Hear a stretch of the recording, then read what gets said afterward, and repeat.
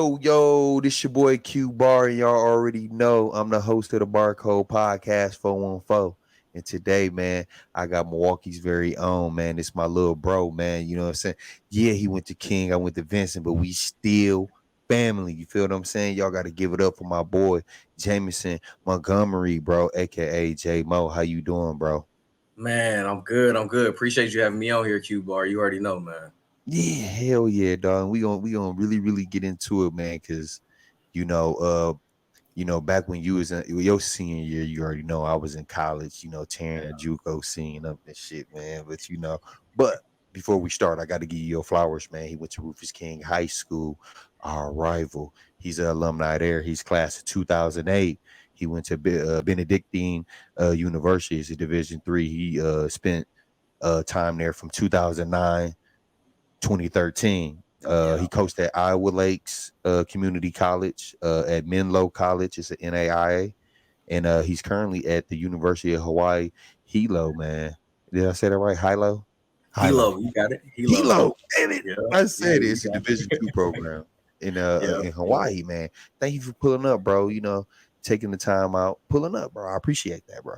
yeah. Yeah, Appreciate man. that, man. You already know, Q. Yeah. How Hawaii been treating you though, man? Man, I'm loving it, man. It's like what we going into year 4 for me out here Okay. in the fall. So loving it, man. Loving the opportunity. And it's just a blessing to be able to be out here, man. So I don't take it for granted, man. I appreciate it every day, man, for sure.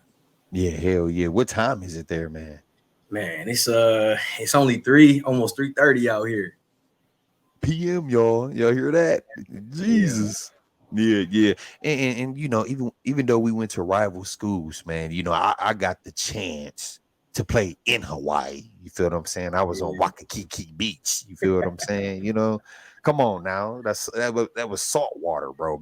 That's salt water, bro. Man, So Q Bar, I ain't gonna lie. When I think about your whole team being on Waikiki, Vincent whole team being on Waikiki and being on Waikiki, I couldn't even imagine what was going on outside of just the games and hooping and stuff, man.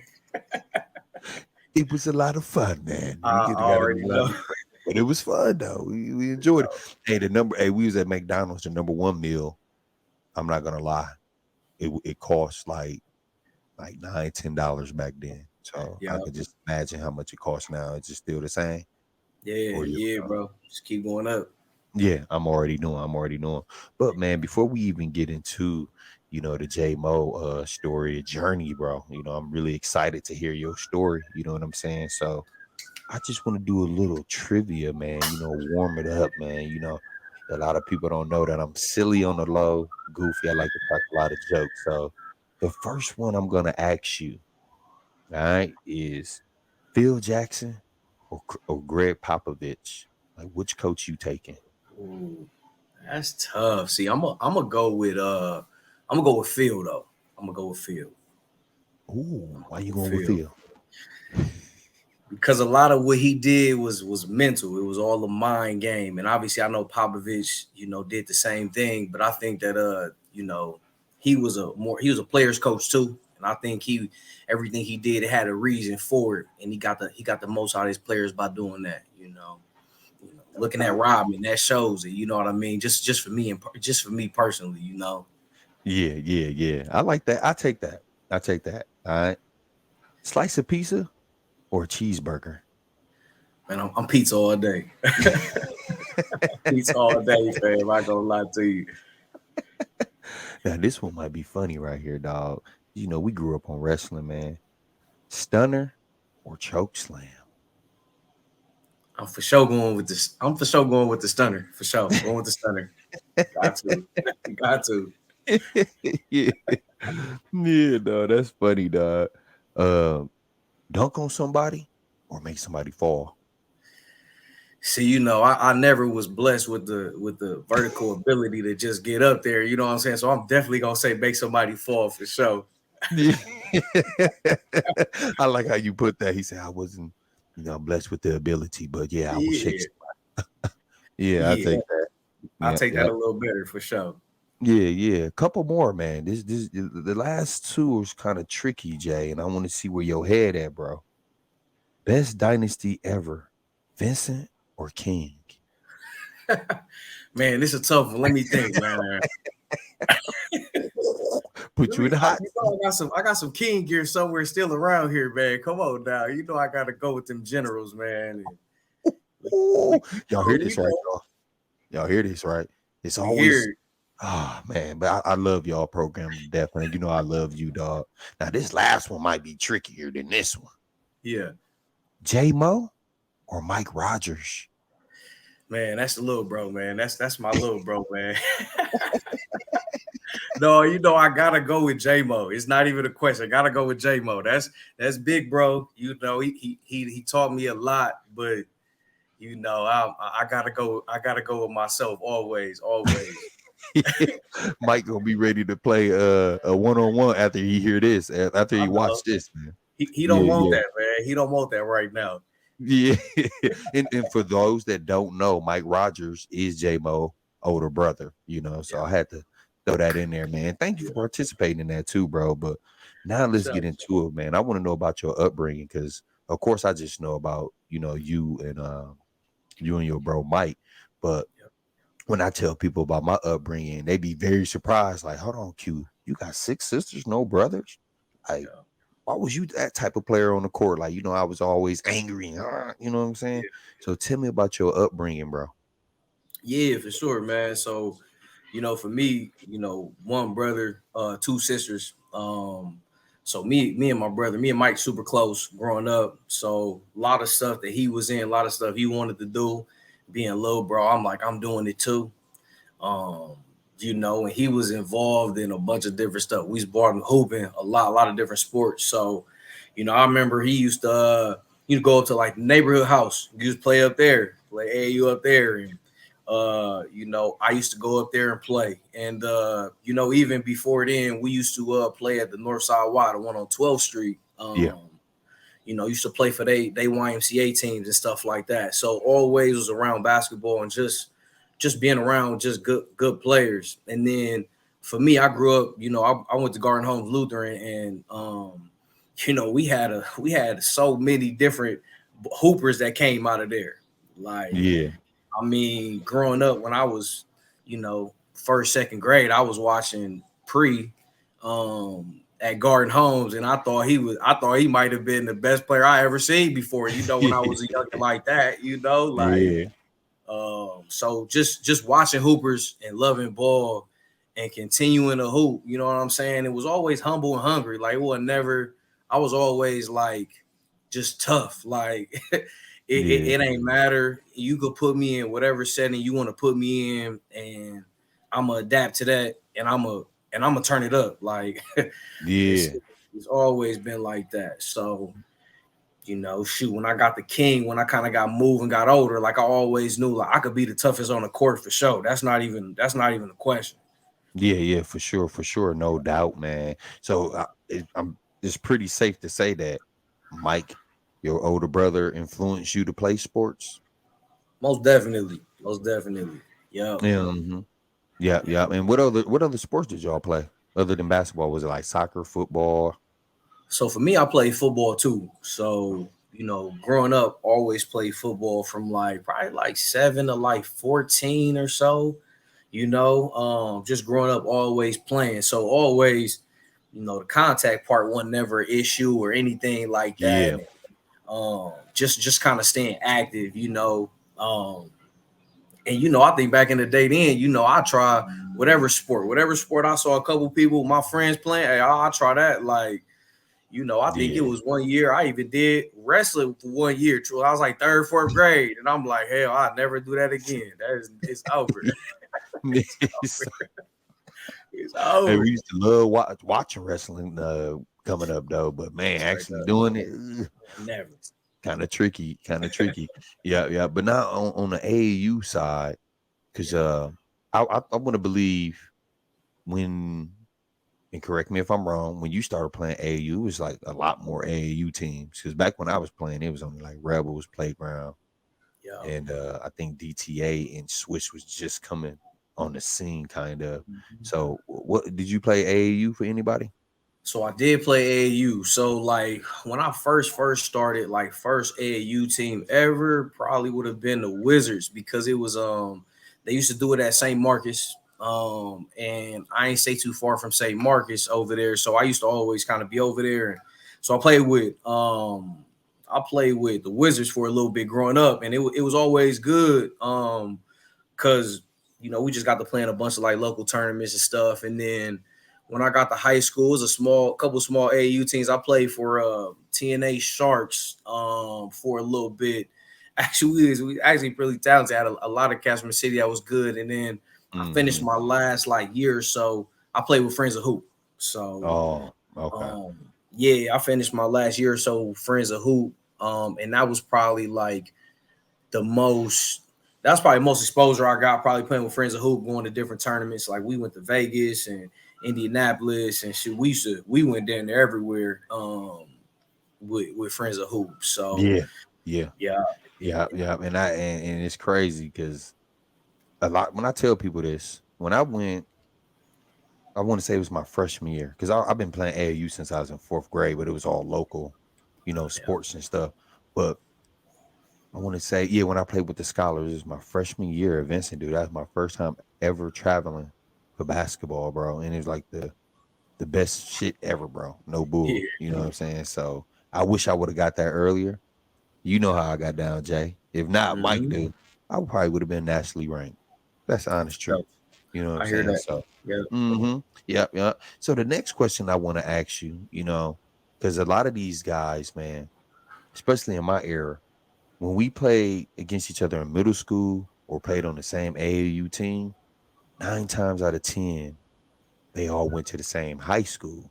So the question I want to ask you is, why did you choose King High School? Yeah, nah, for sure. For me, it was probably gonna be between me going to King or me going to Wisconsin Lutheran. So I was probably gonna go in between those two, just because I knew a lot of people at Wisco. Going to Garden Homes, that was a school that you'd be interested in. But with with my brother being on the team at King and already being at King, um, for me it was kind of like a no brainer. Yeah, Like before I even went to King, I kind of knew I was familiar with what King basketball already was, like before I even went there. Um, and so I knew how good the players was. I knew kind of what it took and like shit you had to do to kind of get there. So I was always kind of like that's why I went to King and like going to King. I mean, let's be real here. You go to King, like guys in that era, like it's probably 10, 15 cats that's coming in that they already know who they are and already coming in and stuff like that. So like going to Vincent, it's a rat race. Like you ain't yeah. if they don't know you like that, like or ain't seen you play, you It's gonna be you're fucking unlucky. tough for you. Yeah, Straight up. it's gonna be tough. It's gonna be tough. So with you bringing that up, and even though your brother went there and he's playing for a Hall of Fame coach, Coach Guys, did you feel Yeah. like it was gonna be tough for you going into King? Like, did they like recruit you, or they didn't even know you when you went?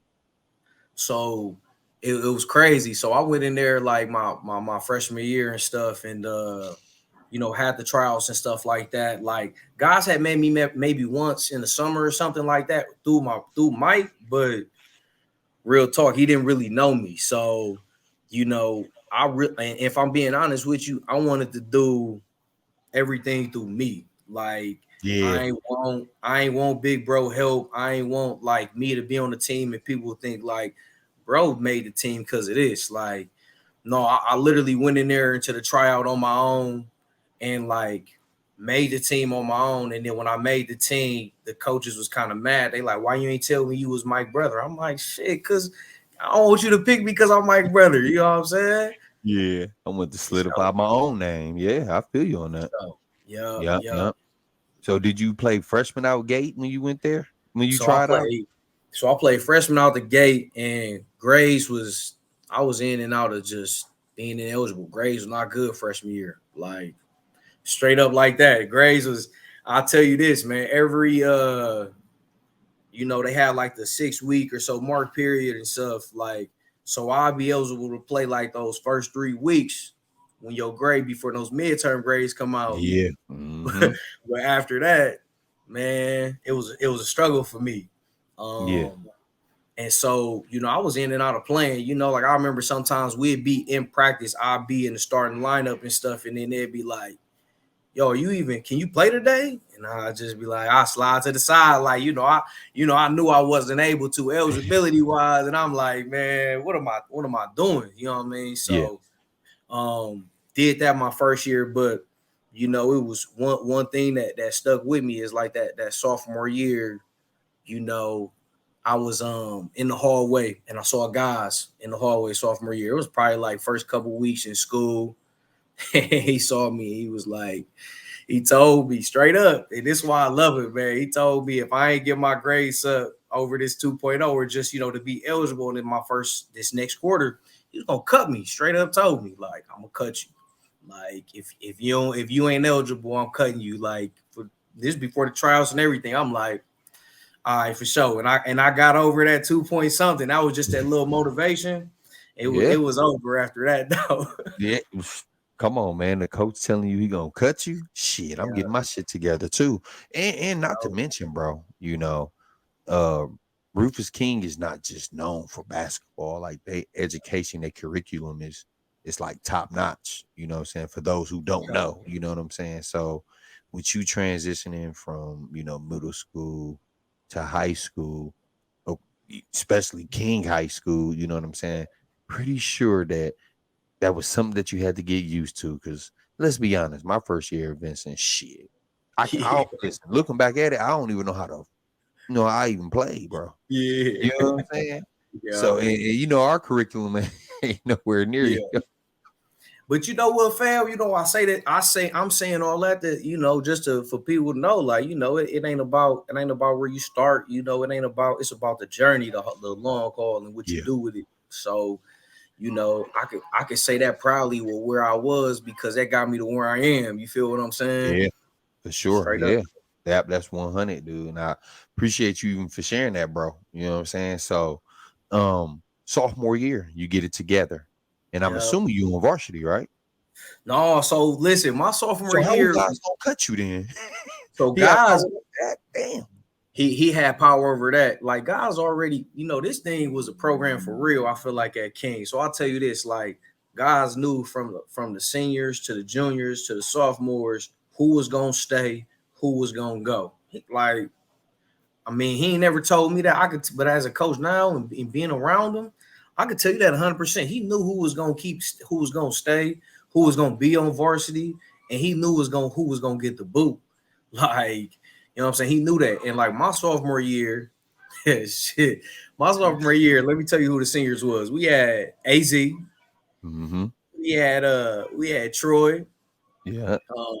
we had Big Mitch. I mean, we had Louis, um, we had what else we had? We had Big Eric. I mean, we still had Corey too. Corey was still on the team. I mean, we was literally that was probably one of the most talented high school teams that I had seen because all them dudes, in my opinion, looking back at it now, they was all scholarship players, whether they D2 to high major, Yeah. Division 1. It was all scholarship players. So we was hella good that year, super good and super talented. So I played JV that year, and then after that year, everybody kind of graduated, and then they kind of had it was like a reboot at King. She was kind of different because you know, like Corey transferred out, he went to Pius, and then when he left, it was just a lot of movement at King from other Yeah. people leaving out.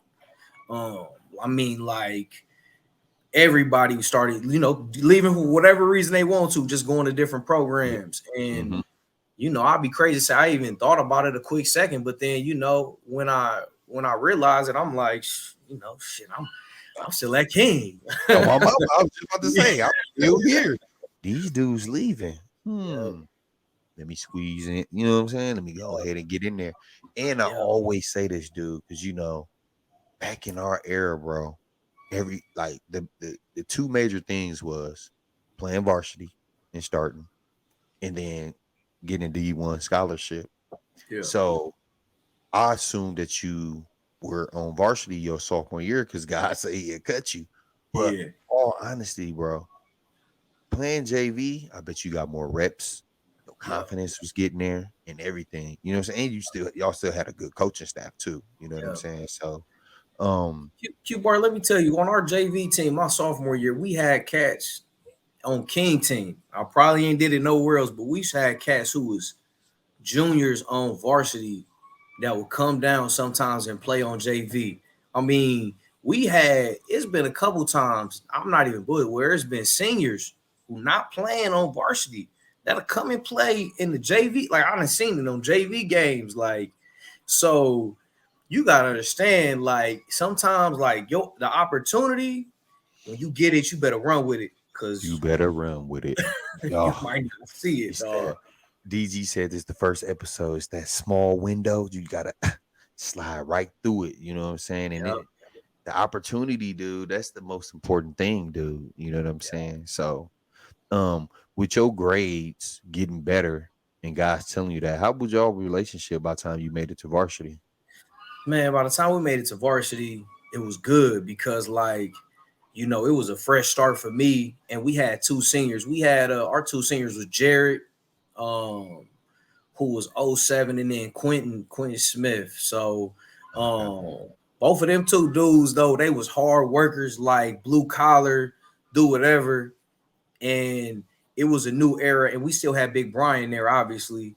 Oh yeah, Um, Big Brian did stay. Yeah. yeah, I mean, he was on VAR all 4 years. So, like, we had kind of them three, and everybody else was kind of, we trying to find a way, like trying to figure out who playing, trying to figure out everything. And so, shoot, when it came down to it, when we doing all the workouts, when it came to putting in the work, when it came to like practice and who gonna do the little things that they asking, man, you Yeah. don't gotta ask me two times. Like, I'm doing it. You know You what I doing mean? it. Yeah, Yep. yeah. So you almost had damn near like at the guard position, you almost had a role like me, like I was at Vincent, where I was the glue guy, did the small Yeah. shit, charges, extra pass, Yeah. keeping the team together. And that's the Yep. role that you had, while being on varsity. Man, that's for sure the role I had. And the thing about it is, like, I mean, I started plenty games my junior senior year. Like, started plenty games. Like, when I first started on varsity, um, probably after the first game, probably started like the next like 15, 20 games, you know what I mean? Like my junior year, Yeah, because of that. I did the little things, like, I took charges. And for me, I ain't never had to be the best player out there to impact the game. And, not saying I couldn't have been the best player out there, but what I'm telling you is, like, people got to understand, like, when it comes to basketball, like, it's players. You can go be a player. You can go think like, yeah, I'm gonna just go be this scorer and go score 20 or 30. And if I don't do that, I ain't did my job. But then there's other cats with a different mentality that's like, I'm gonna affect the game of basketball, whether this shot going in, whether whatever. If I'm out there, I got a chance to impact the game. And that's always my mentality, like, always. yeah, yeah. And I think now people are starting to appreciate it. Not saying that people didn't appreciate us back then, but when you don't do stuff that show up on a stat sheet, it almost get like no love. You know what I'm Yeah, saying? So thank God, people appreciate us doing it. You feel what I'm yeah. saying? So it's always a good thing. So, but always love them type of players, dog. Did you catch backlash, or did you just feel like that's where your game was at? Like if Coach Guys gave you the green light, you think you would have averaged like 15 to 20? So I'll tell you this: at King, the way we played, when it was a different era. Once AZ and them left, the way we played, I feel like it was never gonna be 2 to 3 dudes that was gonna average 15 to 20 on our team. Like, our Yeah. most dude would have been probably Brian or Jared, and they would have probably had 14 to 16. And then somebody would have had 12, then 13. Then, I mean, we were so balanced. So, like, no, I wouldn't average 15 to 20 because it was a different era then. Yeah, But I think if I would have had more, if I knew then what I knew now, I for sure would have been 10 plus game. But it might have been games where I had 8, but you know what? I might have had 4, 5, 6 rebounds. I might have had 4, 5 assists, couple steals. Like I'm out there. that's balling though. That's Yeah, ball in the city conference. Come on now, because you know we yeah. come from a tough place, It's and you know what I'm different. saying. Like I'm telling you, bro. Looking back at it, like even my guys be sending me old stuff from upstate or a high school game, and I had like 12 or 14. And like, dog, you was killing. And Yeah. these kids now be like 14 points killing, but they don't even understand it. Like, no, city conference, you had to come play. You had to come play, bro. You know what I'm saying? It's man, especially when like, especially if you was playing. To me, if you came from, if you was at Vincent or if you was at King, like, because every time when we came in as a road team, it ain't matter where we went, we pulled up. I'm telling you, the crowd, everybody was there because everybody want to be King. Like it was lovely. That was the best part about it, though. Yeah, Like best part, best part. And another question though, bro, was what year was Vonnie Jackson? Did you play with him? that's my dog. That's Vonnie's one of my best friends to this day, man. Me and Vonnie Yeah. graduated same year, and Vonnie was me and him, man. Let me tell you, like me and this dude when I was a junior, so we going through tryouts.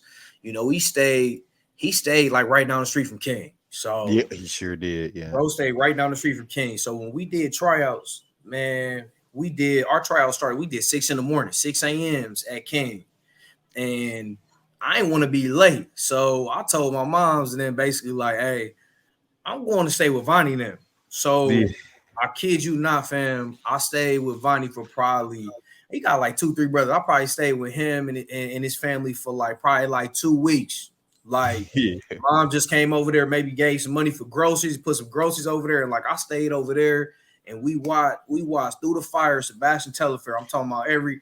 every every day. Like that was just kind of our motion, man. But me and him, man, that dude made me a better player every single day because he one of the most underrated players in the city. Like Most people, definitely, bro. man, like people don't know. Like when Vonnie was at the peak of his game, like especially like our junior and senior year, like I put him up against anybody, and I mean anybody, like in his class at his peak because he was grimy.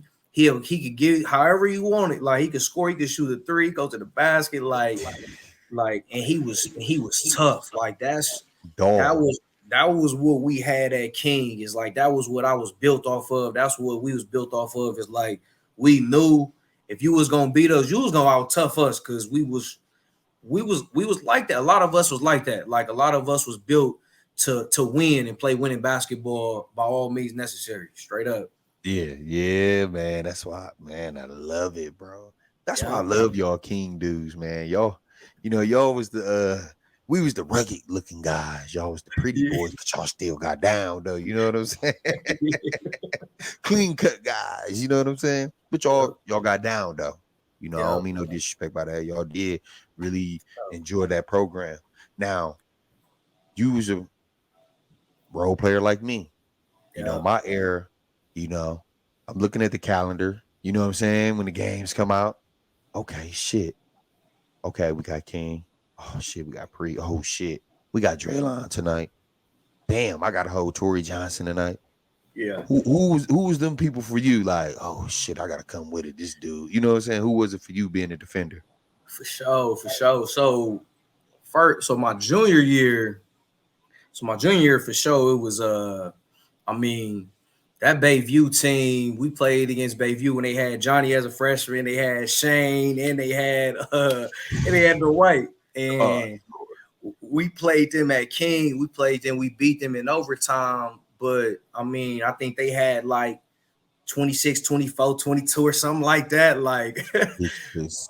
yeah, they was all going crazy. So like, them cats first for sure. And then I feel like just more like my senior year for sure. Like one dude I can remember for sure, like Corey. It was his senior year when he was at Pius. We lost it in my first game, like first game of the year. And you know, that was like my first varsity game. So that was good though, because like Coach Guys ain't play me until like the fourth. But then he played me the whole fourth. And after that, I started the next like 20 games. So, Damn, you yeah. know, yeah, it was sweet. But like Corey, other cats, Chris McHenry, like Oh, over there at Tech, right? yeah, Chris, and you know, all them cats over there at Tech, like Chris was good. And then we went to you know, at Vincent, you know, at the V. I mean, I think my junior year, like, He's man, my Green junior Beach. year, they were so cold. They had Siobhan, they had Yusuf. That was like they like senior year almost. And then they still had all the cats. That was my year, '08. That was still good. I'm like, and, you know, they had DG, Bree when I was a junior. Like they was loaded. Like they was loaded. So, Um, yeah, so you definitely circle more than two schools. You circle like three, well, two schools. Well, maybe yeah, about three or about more. I don't know. three for sure. Like, and That then gave you Vincent. Yeah.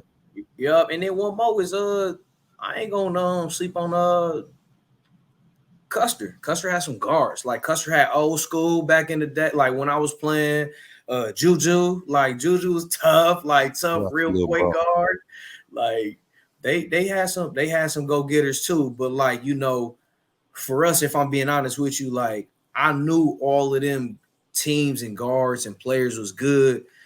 But if I'm being 100 with you, the way we was coached, I really knew they wasn't really gonna beat us, if I'm being honest. And like No, some of them teams did beat us, but we played them in the playoffs again, and we ended up beating them like in the playoffs in the tournament and stuff. Like, so it came down to coaching. I knew guys was gonna put us in the best position to win, and I don't know. I can't say that about every other team every, that we played yeah, against. and you can't, bro, because that's what I'm saying. Guys is a Hall of Fame coach. If I'm not mistaken, dude, your senior year, '08, he coached the McDonald's game, right? Yes, What he did did. he Yeah, he did. Hall of Fame coach, y'all. You feel what I'm Mhm. saying? So, and not to mention, Tom Diener, my coach at Vincent, was on that staff too. So, He did. Yeah, and they you both know what? did. And Mark Mitchell was on that staff too, bro, at Custer. So Yeah, it wasn't too, yeah, like guys is he a wizard, dude. You know, I yeah, love him to death, dude. You know, but um so being that king, you know, your junior, senior year, and with you having a role, and I know you was playing AAU. You started traveling pretty late for AAU. How yeah. was the recruitment for you? You know, by the time you was a senior. So I used to get a couple letters from King, like just a couple, and it was probably more like D3, D2 stuff, like for real. And then when I started playing with Friends of Hoop, I used to get a bunch of, you know, back in the day. So when I was playing, you know, sometimes they send those questionnaires to your house, like they had your whole address, and then send these whole little questionnaires to your house and trying to hit you up. So like, I have a bunch of that from like a bunch of like, you know, more like the Midwest, like some D2s Midwest and stuff like that too. Yeah. Um, but you know, just being honest with you, like throughout all the grade stuff, like I became limited as to where I could go and what I could do. You know what I mean? Yeah. And they didn't know that at first. So I get a bunch of letters and stuff. They talk to me. As soon as they kind of see my transcripts and where I'm at, they kind of fall back a little bit. You know what I mean? hmm Yeah. Yeah. Yeah. Yeah. And that was kind of my issue because I picked it up like probably like junior year.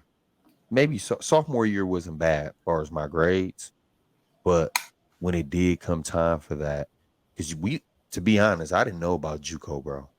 I, Yeah. I promise you, bro. In our era, we did not know about JUCO. Like we was gun ho Division 1. We don't care what school it is, as long as it's Division 1. And then you start hearing JUCO, and you like, what the hell is that? Like Yeah. people like Draylon and all them guys went prep school. We still didn't. I didn't know. You know, and Mm-hmm. you know, you go to prep school route or you go to JUCO route and stuff though. But and it's funny that you say that because I was about to ask you like, well, how did your grades finish off at King? But you already explained that. So before I move on to college, did y'all Yep. get a chance to go upstate? with that team? You, Yeah, Brian, so my Lonnie. junior year we did. My junior Okay. year. So we crazy thing about my junior year is I think in the season, first game of the season, we lost to Pius, and then we lost to Custer in the conference in the conference game. We lost to Tech. Oh, Washington. We talk about players too. I forgot about DeMarcus. I forgot about DeMarcus at Washington. I Yeah. forgot about Bird at Washington. Like, they just had guards for days over there too. But they beat us too. All of them dudes beat us in the regular season, and for us to go upstate, we literally played all. We played 3 of the 4. Custer lost to, I think they lost to Tech, but we played Pius. We beat Pius, knocked them off, and then we played. After we played Pius, then we ended up playing against Washington. And Okay. I was on Washington was number 1. Washington was supposed to go upstate that year. They was ranked number 1. They had like Big Pat, DeMarcus, Bird. We played them at the Al McGuire Center. And we ended up beating them. And then to go upstate, we played against Tech, and Tech had Chris McHenry, DT. I mean, they Oh was yeah. Rashad, rest in peace. I mean, they was loaded. Yeah. Yeah, they was Dang. loaded. So hold on. Y'all path to going upstate, y'all only had to play 2 games and then go upstate? No. So Because I we was about to say played. when I played, we had to Oh, win 4, yeah, and then go up and so win 3. yeah, so our first one was like Oak Creek. Like that was the first one, Oak Creek. And then after Oak Creek, it was Pius. And then after Pius, it was Washington. And then after Washington, it was Tech. Yeah. And then we went upstate. That got us upstate. Yeah. Then we went upstate and played against Oshkosh West, who was 27-0 that year. We played them. They had a dude who was going to Wisconsin. I think Tim Jarus or something like that. Like he was good. They was decent. We low key we lost to them by 2 points. Like we missed a buzzer beater at the end, like where we could have damn near won it, but we lost by 2 at the end, and Yeah. they ended up beating Vincent, I think, in state championship to end up winning that year. Oh, that Yeah. was 07. Yeah. I remember that because I want to say the first round, Madison Memorial with Jerron Mayman and Vincent they played against each other. Yep, And I think people were saying whoever win that winning the title. And then, exactly. yeah, and then Vince went up there and did the same thing we did, man. We tricked it, man, but tricked it, lost the West Hey, back 2 years in a row. Oh Lord. I'm already know it. Man. But that experience going up there is special though. You already know, Q Bar. That's That's the different. part. Ooh, I tell people that all the time. And you got to think though, even though we fell short, right? Yeah. And our like Vincent and King though, think about this, Jaymo. Like, you have your debates with your guys and stuff, your Yeah. peers. You know how we talk trash behind, the camera. The Yeah. thing that we have over them though is we went to 2 legendary dynasty high schools. Can't take that away from us, bro. Like we Sure. played varsity, we started, we got the Mhm. experience to travel, all that type of stuff. And then 2, going upstate, bro. What? People don't even understand how fun that is, bro. And it's no knock to nobody, but they didn't experience that, bro. For So, sure. For sure. man, hey, listen, yeah, yeah. But this next thing I'm gonna ask you though, little bro, very important to me. I'm very close to Tom Diener, right? Really close. Still talk to him to this day. When I was back at home in Milwaukee, stopped at Yeah. his house, visit him and everything. But the thing I want to ask you is because you said you and Coach Goss was cool. But when it came to finding a school, how supportive was Coach Guys? Yeah. So like guys always was I don't want to say always, but at least from my experience, when it came to like recruiting at that point for him, he wasn't really as active as like how people are now, how coaches are now. He wasn't active like, hey, you need this guy, you need to get my guy, he need to go to your school. Like he not like I seen cats push their guys being a college coach. I see cats like you need him, go get him every year. I got a dude for you. Like it was more like cats. I feel like coming to guys for players, then guys pushing players out. And I thought a little bit of his mentality was, if you good enough, they gonna find you and you gonna go. Yeah. So he won't really pushing us like that. Like, you need to go here, you need to do this. Like, he ask you, he'll talk to you about it, like what you got going on. But as far as like, I got this set up for you, for me, no. Like, now I also, when it comes down to like players on my team, like, I'm sure he gonna go make sure what's going on with Big Brian and go make sure what's going on with Vonnie. That's just off the real. Like, he gonna see what's going on with them dudes before he come to me and be like, all right, I got this D2, I got this D3 that might go to, because them dudes had a chance to probably go D1. Yeah. So, like when it came to that, like when it came to dudes who could probably go to that D1 level, they was already getting calls. So it wasn't like he was pushing them dudes too. They was already getting them calls, I feel like. It was You know what I already. mean? Yeah, yeah. And I'm asking you that because you're a coach now. Yeah. And of course I know you happy with your life, but looking back at it, do you have like, because I have my thoughts sometimes. And let me be clear. I had to say what had to say at the beginning because Diener like was pushing me to colleges, but I tore my Yeah. ACL. But some of the other players on our team felt like Diener wasn't supportive, he wasn't Mm-hmm. pushing. But now that you a coach, how you feel about that looking back by then? Why do you think coaches do that?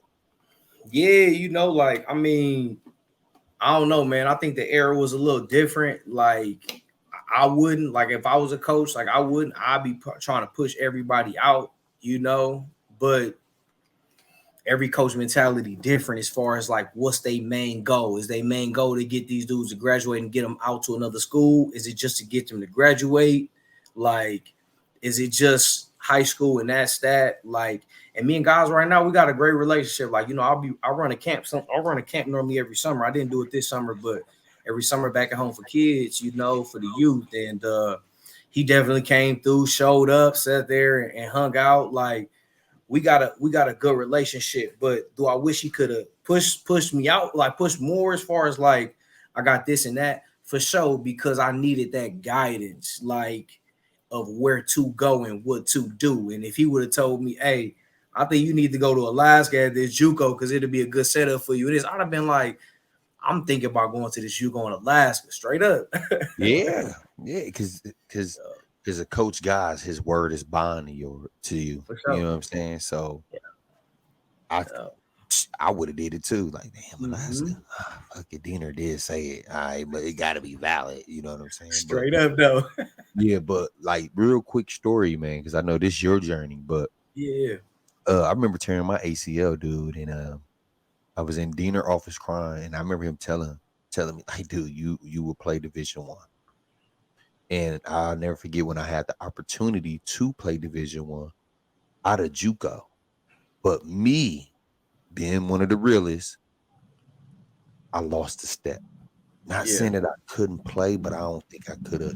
Once I tore my ACL, that I just couldn't play at that Division 1 high level. That's why I chose. I could have walked on to some. I ain't have no Yeah. scholarship like at a D1, but I definitely had opportunities to like walk on at these big like a Big 10 school. Yeah. But I just it's like you know what I'm saying. So I just just reminiscing. It's crazy though. Yeah. Yeah, yeah, yeah. But so now you graduate high school. Yeah. Where you go right after high school? You go right So into right, college? yeah. So I go right into college, but because I was limited to where I could go, what I could do, and like you said, exactly what you said, bro. JUCO wasn't never really no route for me. Like, it wasn't people telling me like you need to go JUCO and all that. And for me, the thought of me going JUCO at that point, for me, it ain't said well with me as far as like, I ain't think of it as like an opportunity when I was like coming out of high school. I thought of it as if like I ain't do what I was supposed to do to get to where I was trying to go, kind of thing. Um, so I ended up going to a Division 2 school right out the gate, Kentucky State University. And I tried to go out there and be basically preferred walk on out there.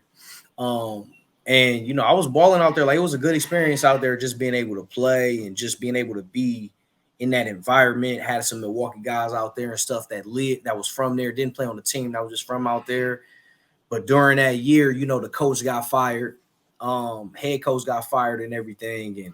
And basically the assistant coach became the head coach.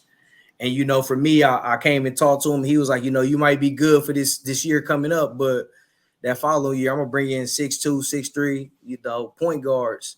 And just it wasn't even about the competition. It was the fact that you told me that. I was like, all right, I'll let you later, because I already had, at that point, my grades was already good enough where I could leave and go wherever I wanted to go. So I wasn't pressured on staying there. I'm like, because I already had a couple schools that hit me up when I was in high school that I kind of circled back with now that my grades was decent. Yeah. So Oh no, would you say? go ahead. Yeah, so I finished out that year. And then when I finished out that year, I ended up finding a couple schools. So I went basically to Chicago to visit and just check out some schools out there in Chicago, some schools that was talking to me, and kind of found the right fit for me out there. And that's how I ended up in Chicago. It was close enough to the crib. We played some teams that was close, like it's close to the crib. And I like Chicago. Like, it was nice. I always loved Chicago. Yeah, for sure. Chicago is like our cousin. That's right down the street. Straight up though. So how did you, like, when you went to your first school, how did you get your grades back on track? Because being in college, like, you got basketball, you got study table, you got workouts, you got class, you got paper due. Like, how did you juggle all of that stuff and stay focused and get your grades back up? And you got to stay the course. Like, at the end of the day, I always knew my purpose of what I wanted. So, like, for me, I always been strong minded as far as, like, if I want something, like, I'm gonna take the steps. I'm gonna try to do whatever it takes to get there. And I knew what I wanted, and where I lost a lot. Like, when I sacrificed a lot when I transferred out. Like, when I left out, I transferred a lot as far as things I wanted to do, like, extracurricular, just being at that school. I love being at Kentucky State, but sacrificing to have an opportunity to get out there and make an impact and play is what I wanted more than anything. And I knew I was a culture dude. Like, I knew coming from King, you could put me at the highest level, you could put me at whatever level, and I'll still be able to adjust and adapt to whatever the team needs, because that's just kind of how I always was wired anyway. And so that was that opportunity for me to kind of get out there, but I had to stay focused though. Like, I always was locked into whatever I needed to do. Obviously, I had my fun, but it was all fun. But it was all about, I need to take that next step, and I did take that next step though. Yeah. And the next step was Chicago, right? Chicago, yeah, right outside, like west suburb Chicago. But yep. That was good. That was good, man. And how would you say your overall, like, basketball career while being in Chicago? How was that for you? It was good. It was good. So, like, I feel like so my freshman year, just in general, I got kind of thrown into the fire, like, where I played like a lot, because it was a couple of dudes who actually became ineligible. Like, our starting point guard was ineligible after first semester, and I'm telling you, I was like, at that point, probably third string point guard as a freshman. And we shoot around, about to start the game. And then one of the dudes, seniors, come up to me like, "Hey, be ready to play today." I'm like, what the fuck?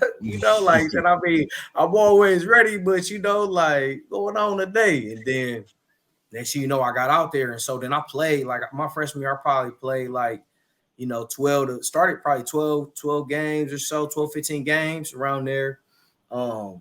Sophomore year, played some games, probably played less than my sophomore year. I probably played less games than I played in all 4 years, but we also was cold. Like, we made the NCAA tournament.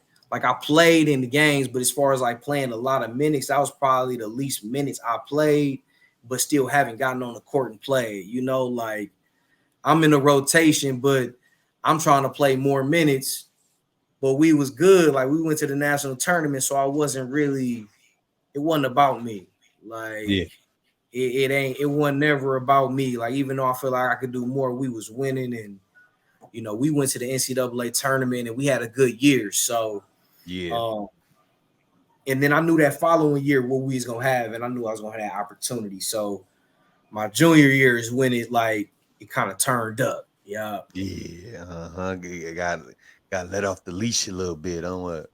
Yep. Yep. Yeah. That's exactly what happened.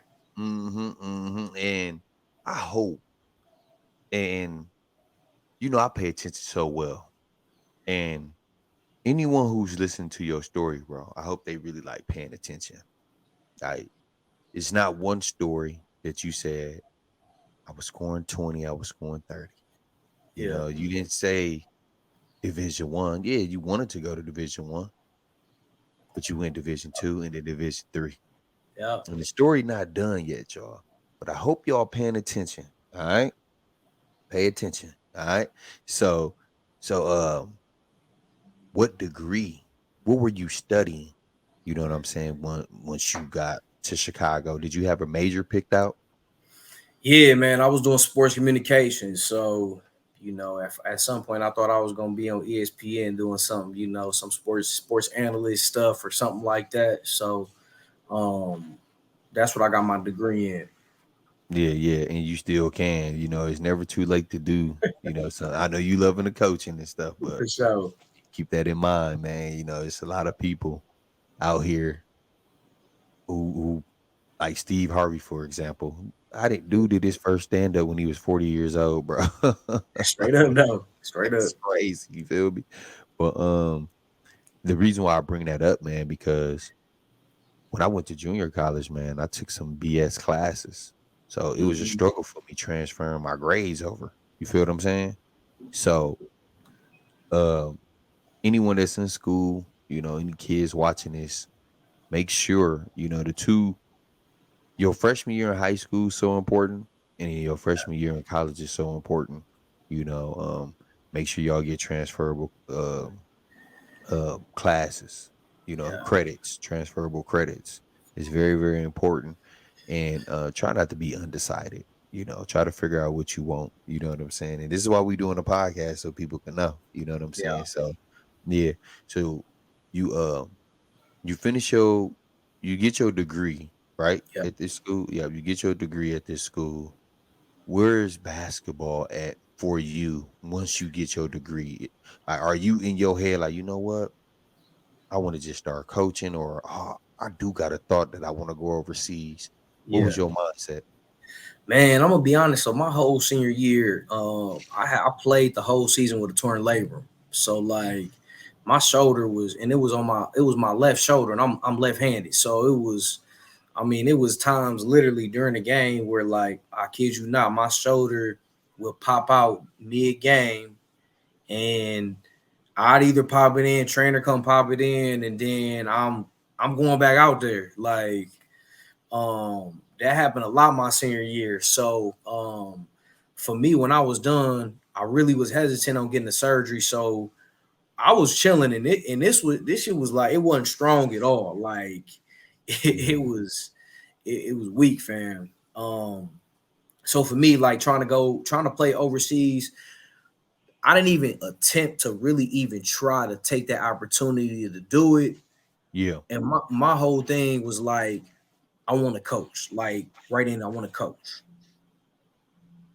You know what I'm saying? So yeah, that's kind of how it was for me. Like I wanted to get into coaching, and I wanted that shit. Like I grinded for that. Like I was out there my senior year when I graduated, sending out emails. I sent over, maybe over 200, 300 emails to coaches trying to get a GA spot. Like, just trying to get on, trying to find somebody that'll come talk to me because I'm interested. yeah, yeah. It was that tough to get a what is that, graduate assistant? Yeah, Yeah, is it, yeah. or is it grad assistant? Graduate assistant. Yeah, Graduate assistant. yeah. Either Yeah, or. yeah. And I apologize because I know for a fact that didn't you tell me something about like a 30 for 30? Like under 30, under 30 under 30? 30. Yeah, so that happened for me in 2019, when I was coaching at Menlo College in NAIA in California. I think for me that was I coached 1 year at JC. At that point, I was probably 3 years in coaching at 3 years in coaching at the 4 year level. And I was named or awarded Under Armour's 30 under 30, and that goes to the top coaches in the country at whatever level, Division 1, Division 2, Division 3, NAIA, the top 30 coaches under the age of 30. So in that list, it ain't a lot of people on that list. If I'm being honest with you, I don't know. I don't know if it's a Wisconsin guy on that list, a Wisconsin coach. It might be. I had to do my research, but if it is, it's a select few, maybe one or two guys. Yeah. That's been able to be fortunate to make that list. So I was very fortunate about that, though, for sure. Yeah, dude. Like I said, dude, congratulations. That's cold, bro. Appreciate And that. man, that's cold. Yeah, we got some things to talk about, Jay, once we done with this, dog. You Yeah, already yeah. know. Yeah. So you sent over 200 emails trying to get the GA spot, Yeah. and then your first gig was Iowa Lakes, right? Iowa Lakes. So Okay. so before I even got to that, though, before I even got to Iowa Lakes, I went back home to go coach. So I hit up Coach Guy as soon as I graduated and trying to find a GA spot. Didn't get no GA spot. So I'm like, Coach Guys, if I come back home, am I able to coach with y'all? Because I think Rock was at Riverside. He kind of wanted me to go over there with him too. And Coach Guys told me, I would say, you gonna have enough room for me? He said, if not, we're gonna make room. So guys kind of basically told me to come on, and I came out there. And so my freshman year, my first year there coaching, it was ridiculous. Just the amount of talent. Like, our varsity practices, and I was there every day. I wasn't like, no, I'm gonna come like to practice 2 times a week. Like, nah, I was there every day at practice. For 2 years I was there. In my first year, it was first off, we had Chris Howe. He was our senior. Oh, is that team?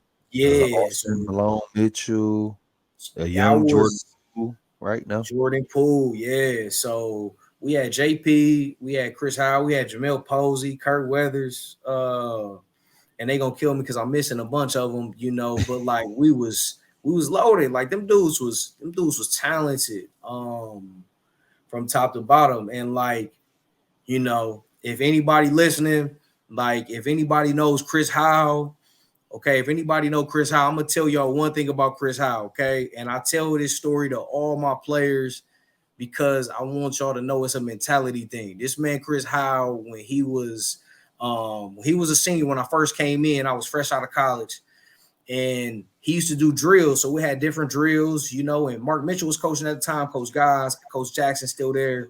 So we had these drills, and then guys would put the teams together. Soon as the teams would get put together, Chris Howe, I promise you, right out of his mouth, he'd say, it don't matter who team you put me on, coach, we finna win. Or as soon as he on the team, it's over. We finna win. We finna come in first.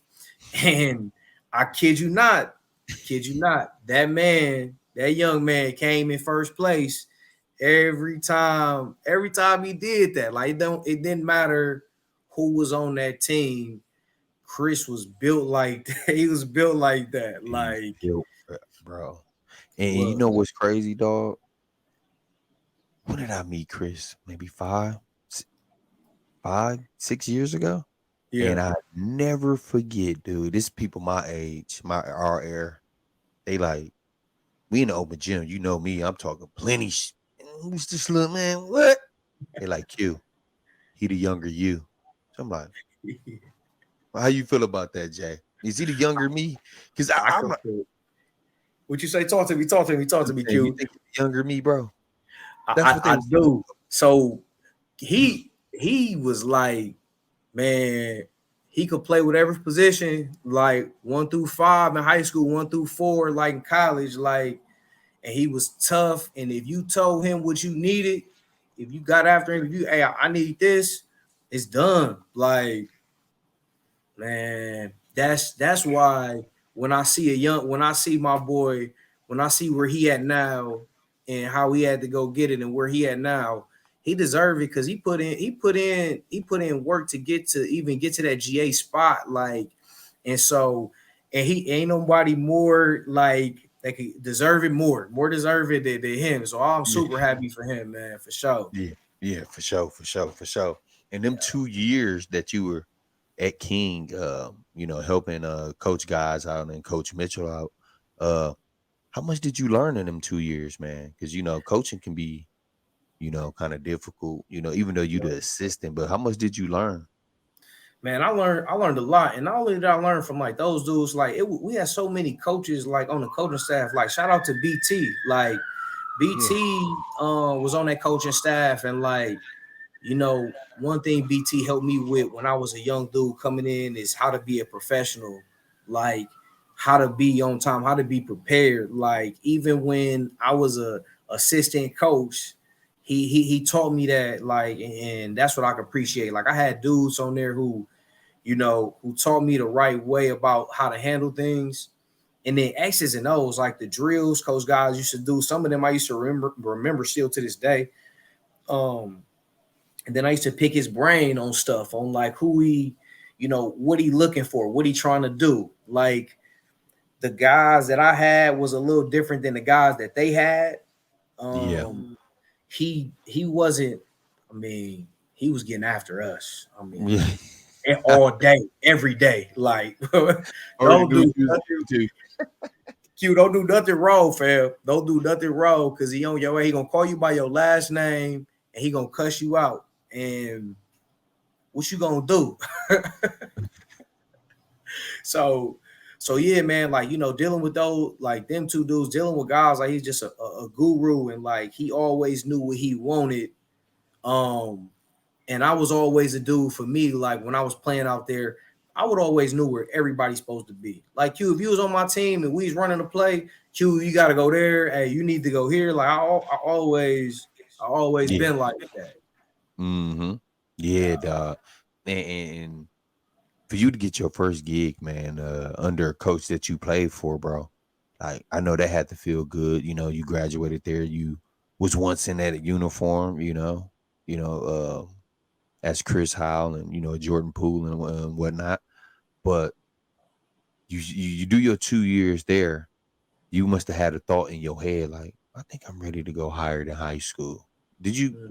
And then that's when you went to Iowa Lakes, right? No. Yeah, it was. And I had already after the first year I was trying to get to college. I was waiting for that opportunity.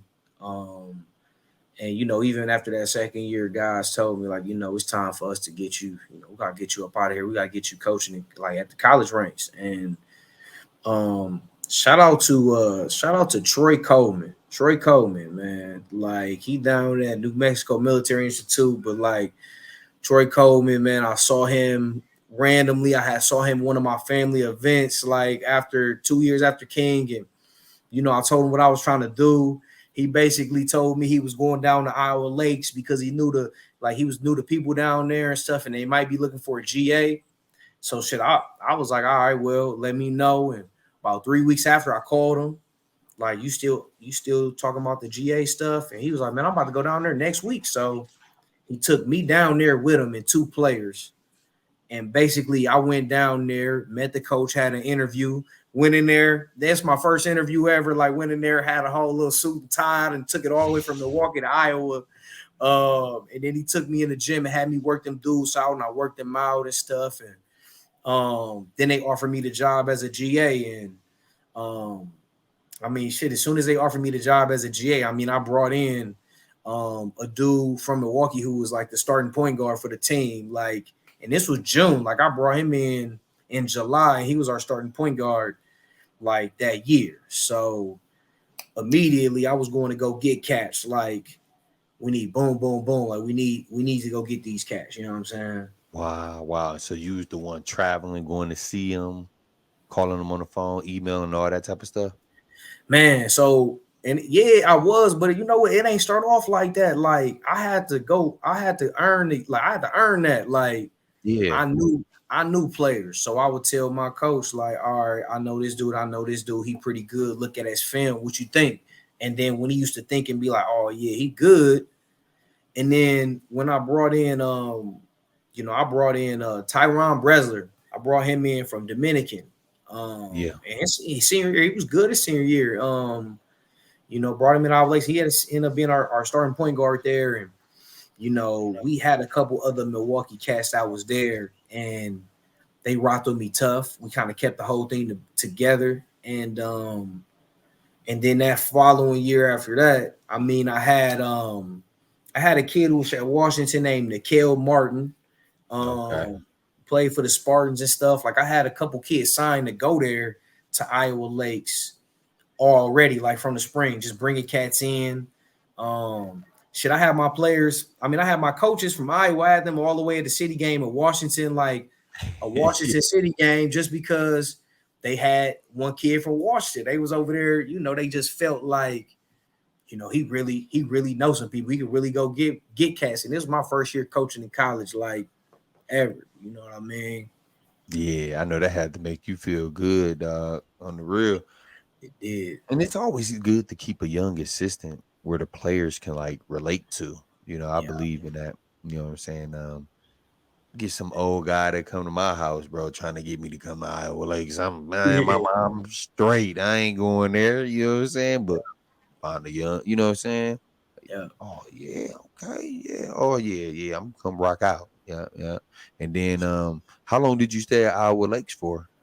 So I was there 1 year. I was working on my master's there, like in Okay. school for a year, and it was supposed to be like a 2 to maybe 3 year thing. And my assistant coach, who I played for in college in Chicago, he was at an NAIA school in California, and he hit me up and asked me to come out there and be his like lead assistant, out in the Bay, out in California in Silicon Valley. So like obviously I was getting my master's, and it was tough to kind of forego that to for that opportunity. But for me, I was getting my master's just to try to get that type of opportunity. So man, I'm like, all right, I'm gonna stay in Iowa, and I'm gonna go to Cali. I'm gonna go to Cali. That's where I would Yeah. go. I would go to the Bay.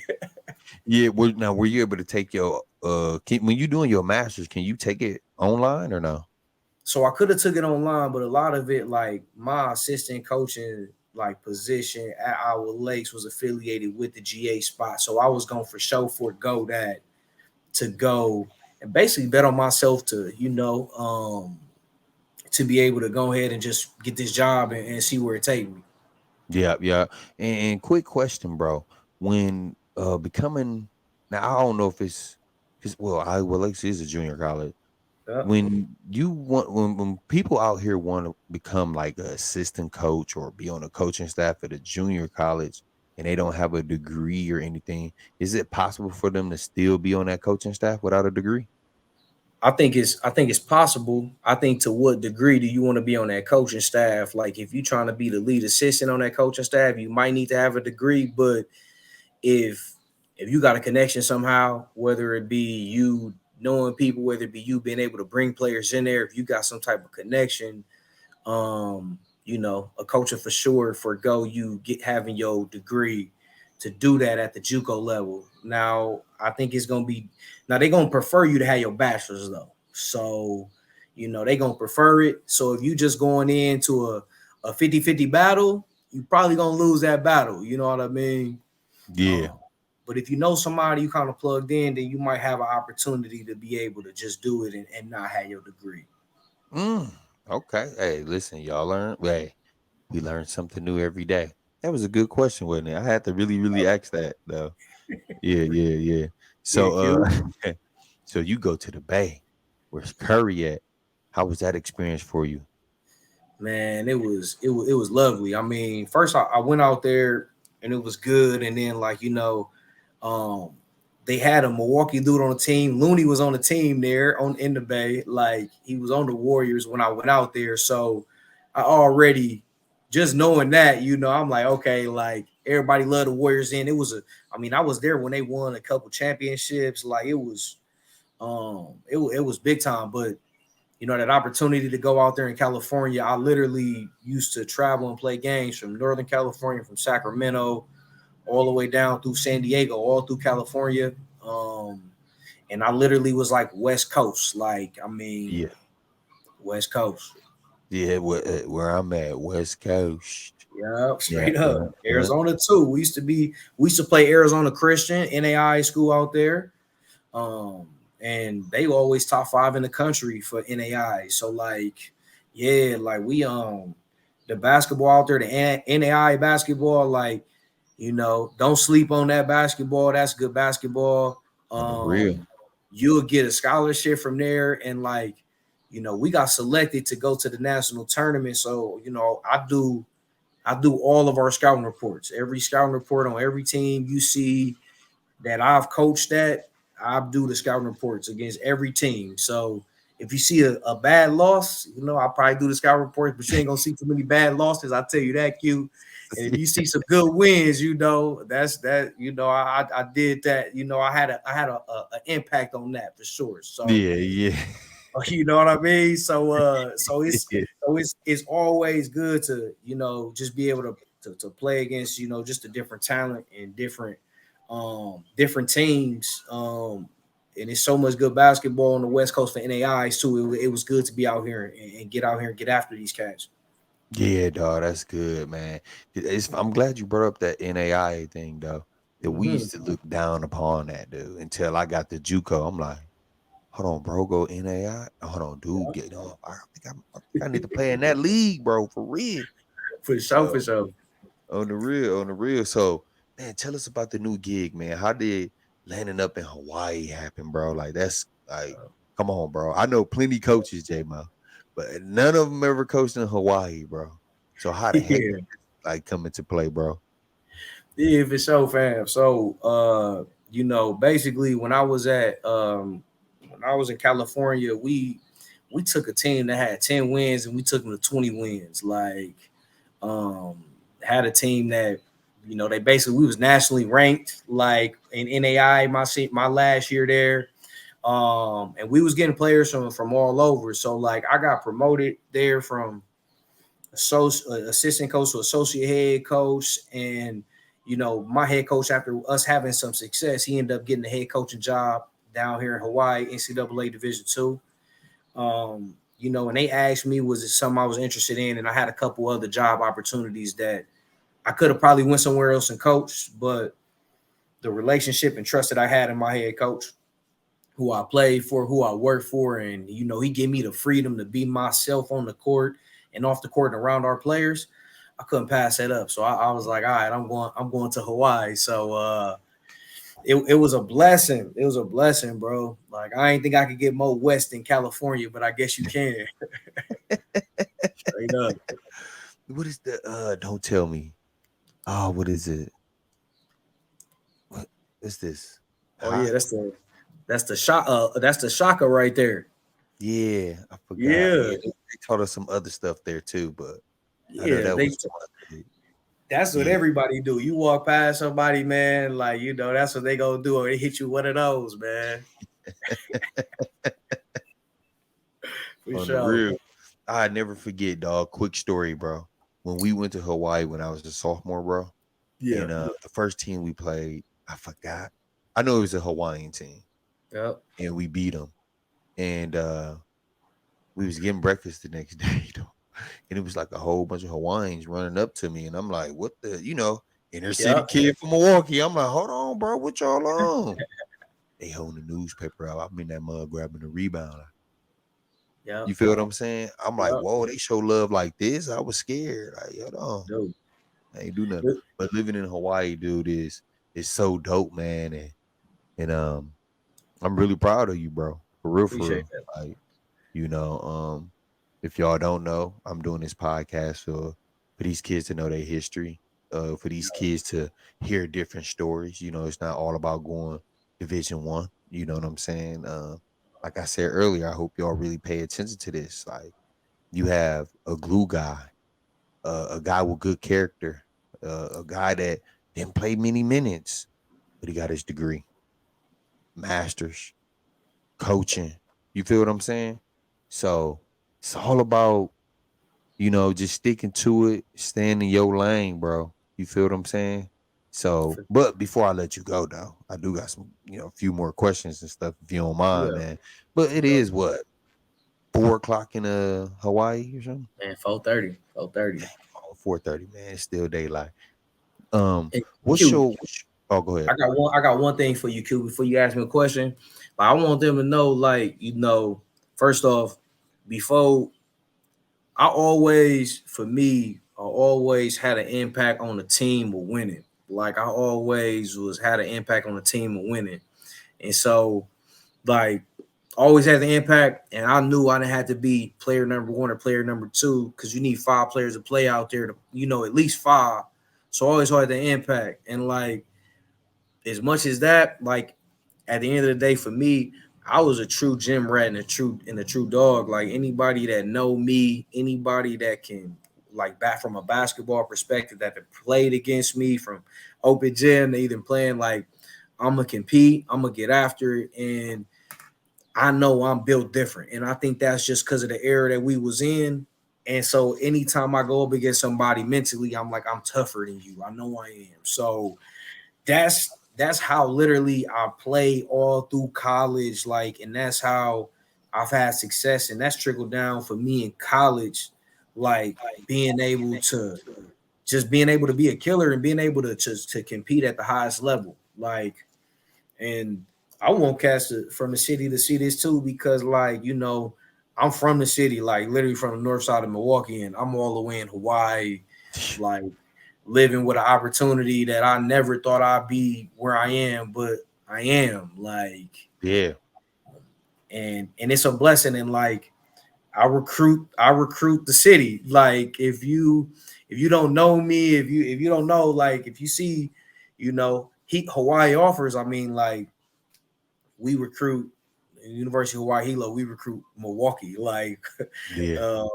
and I want everybody to know that, because you never know where your opportunity might come. It might be right there in front of you. yeah. Right in front of you, bro. And you beat me to it.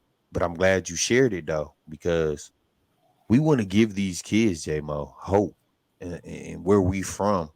We want to let these kids know, like, bro, you can do it. So now when you hear, Coach Jamison, interview, you feel what I'm saying? Now oh wow, he from where I'm from, and he in Hawaii. Oh, I can do that too. So this platform is just so much, man. Kids learn their history, learning from the stories, man. You know what I'm saying? Yeah, Just so much like different stuff, man. But that's most definitely the most important, dude. And I really do appreciate you, bro, taking the time out your day, bro, pulling up, bro. Um, Coming to the Barcode Podcast yeah. 414, man. I've been working all day, man. Hopefully my eyes ain't too red, but Oh, I you really do good, Q? appreciate you, bro. And I learned a lot about you today, bro. And I've been knowing you for years. You feel what I'm saying? Straight up. So, um, two more questions this time. Two Yeah, yeah, yeah, before I let you go. And far as your coaching career, where do you see yourself at in 5 years? yeah. Nah, I appreciate that one, man. For Yeah. me, my goal, I want to be a Division 1 head coach. Like, I want to be a Division 1 head coach. So, um, hopefully in the next 5 years, I'm either a Division 1 head coach, or pushing to be a Division 1 head coach. Like, that's my goals. I never strayed away from that. Like, I just taking the process to whatever it takes, like, to get there. And being at a small college, like, you'd be surprised. Like, I understand every level of what it takes to be a coach, and it's not just being on the court with X's and O's. Like, everything it take to be a coach, from travel to recruiting to study hall. I know it. I budgeting. Oh, I I'm learned already it. knowing. Yeah, and you on a beautiful path right now, and continue doing that, bro. Cause Yeah, I'm not gonna lie. When I seen my bro, like even though he ain't the head coach, but seeing Al Hansen and and J.R. Blount, on these Division I staff. Man, when I see you on TV, I'm take a picture like, little bro, man. Come on. Yeah. But you doing your thing right now, man. And the absolutely last question that I'm gonna ask you, bro, is what advice can you give a young student athlete, bro? Yeah. Man, what I would tell them is like, don't give up, and you got to stay the course. Like, being from, especially being from where we from, like, it's so easy to stir the other way, to easy to go the other way than what you want to do for your path. But if you sit at your crib every day, or you sit at home every day, and like, this what I want to do, and you got people around you that's not helping you get to person where you want to be at or what you're trying to do, you got to elevate. You got to elevate, and don't ever think it's over. Don't ever think like you can't get it, you can't get out, because I never thought I was gonna live in California. Like, but I'll tell you one thing, for me, I manifested being a college coach. And anybody who close to me could tell you, I told them I was gonna do that before I even stepped on the sideline as a college coach. I knew I was gonna do it before it even happened. And Man, like, that's real. Like, you can ask any of my closest friends. Like, I always used to, I mean, we used to sit there and chill. I used to tell them that's what I'm about to do. Just a matter, just a matter of when. And one more thing for people, like, especially like student athletes, like young dudes, like, you never know who watching. Like, I came in and I saw like different basketball, like high school basketball, like different stuff. Like, I was able to sit there and watch that, but like, I'm in there with a regular shirt on. They don't know who I am. Like, they don't, and it's the beauty of it, because I want to see what you really gonna do when all eyes ain't on you. When you think all eyes ain't on you, what you really gonna do. So how you are as a person gonna always outweigh you putting the ball in the hoop. I can promise you that. I promise you that. it's bigger than that, man. I'm telling y'all, character, body language, how you respond to it when the coach take you out, when he say something to you after a loss. It's so much, dude. Oh my God. It's so much, man. Oh, But again, bro, I appreciate you, man, so, for coming to the Barcode Podcast 414, man. I need y'all all to do me a favor right now. Make sure y'all tune in, like, comment, and subscribe to the Barcode Podcast 414. Take 2-3 minutes to make a page. Look out for your boy, man. And don't forget, set the bar and stick to the code. Me and Jaymo out, man. Appreciate you, bro. And you good already luck know. with Q, your journey, appreciate you, bro. bro. Yeah. Okay. For sure. All right. Love, bro. Uh, Oh yeah, for sure, man. I was just saying, like, I talked to a couple people, or a couple people reached out to me just about your podcast and stuff, and like, I really appreciate you just doing what you're doing as far as this podcast, because like, it's giving so many people at all different like occupations, whether it been former basketball players, professional players, coaches, like, you had agents on here, just people in general, like, you giving them a platform to be able to tell their own story from their perspective, not a perspective of what other people think or say. It's their own story. And I appreciate you for that, because I don't know what other podcast is really doing that and focusing in on the city, and like, just the good and positive that's going on in the city, and the people who from the city who doing good stuff, man. So like, that's huge, man. I appreciate that, Q Bar, for real. Man, thank you, dog. I appreciate that so much, J Mo, man. And man, we got to do it for the city, man, and do it for the kids, man, and these young, these young men, these young women out here, you know what I'm saying, that may need advice, not able to talk to people, but tune into the podcast and can Yeah, learn from a J Mo story, a Quentin Barfield, and all these other guys, and a young lady. So man, I appreciate you, bro. For real. That mean a lot, bro.